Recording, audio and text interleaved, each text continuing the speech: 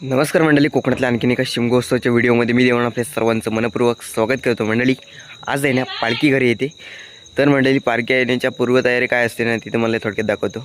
चला मंडळी, नुसते आता ह्या ब्लॉगमध्ये घाई गडबड होणार आहे. जेवढं शूट करता येईल तेवढं मी शूट करतो आहे. खरं तर आत्ता वाजलेले आहेत रात्रीची 11:15. तर तत्पूर्वी पालखी येण्याच्या पूर्वतयारी काय असते ना ती तुम्हाला या व्हिडिओतून दाखवतो.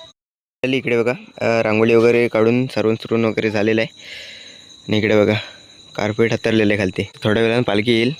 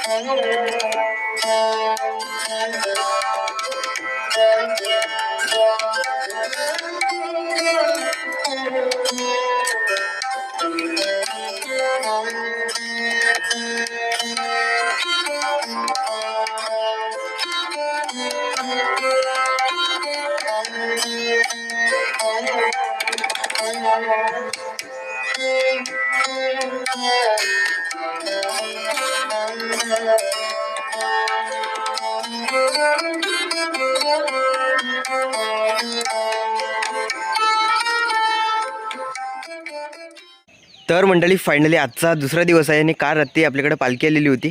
बरोबर पालखी आपल्याकडे 2:15 वाजता रात्री आली आणि 2:30 वाजता काहीतरी जेवण वगैरे झालेलं. त्यानंतर 3 दिवस काही सलग जागरण होतं ना शिमगोत्सवाचं, तर विचारू नका. तर फायनली देव, आपण जे काही ना वर्षाचे 12 महिने देवळामध्ये जातो दर्शनासाठी, तर एक दिवस आपले देव घरी येतो. तर असं काही शिमगोत्सवाचं का सध्या वातावरण होतं.